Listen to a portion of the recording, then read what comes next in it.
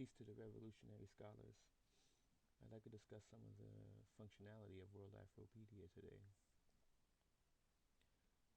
So when you come to the site, you'll notice that there's a new format there. I wanted to make it a bit more clean and able for people could see a lot of the site on one page.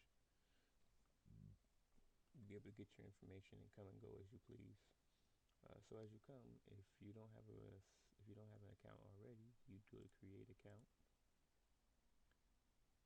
You'd answer all the needed questions. It's going to be a Black History test right here. Just one question. I needed that in order for the spammers to slow down, because without that question, thousands of spammers come a day. It got really crazy. If you already have an account, you would go to log in, put your password and everything in, and you'd be in there. Now a lot of people ask me, how does one make a new article? And it's actually quite simple.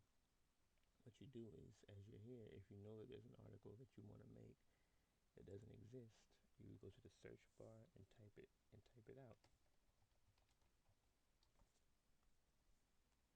And what will happen is, everywhere in the site that has the words that you type would come up down here, and this link here would be red. It would tell you to create a page on this wiki, and you would start writing right here. You'd hit save, and then after you save, you'd have a new article. Now to edit an article, what you would do is you would go to the article that you want to edit. Read through it. You might find something that you find incorrect, or you might find something that you want to add to. What you do is, at the top of the article, you hit edit, and all of the data comes up here, and you can change what needs to be changed. You can also go to a specific section and edit that specific section as you might see fit. Alright. Now, that's the main functionality of the site, creating articles and editing articles.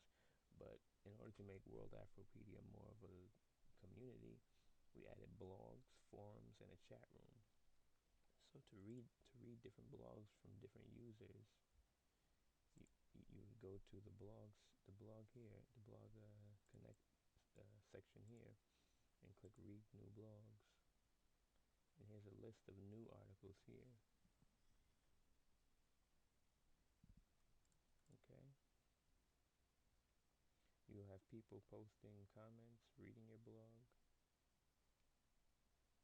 In order to write a new blog, you would click write new blog post. You type the title, the data, any subjects, any tags that it might be about, and then hit create. It'll be there. After you hit create, you can edit it, add images, do whatever it is you need to do. Here's a forum where people can discuss the different functionality of the site, discuss different topics around the world, different political subjects, debates, whatever needs to be discussed. And a chat room that's always on. Sometimes you might find that there's no people in there, but there's an endless log of the history of the chat room, so people could talk, leave, come back, do what they need to do. Yeah, and that's basically the overall functionality of the site. Any questions or comments? Feel free to leave them. Peace.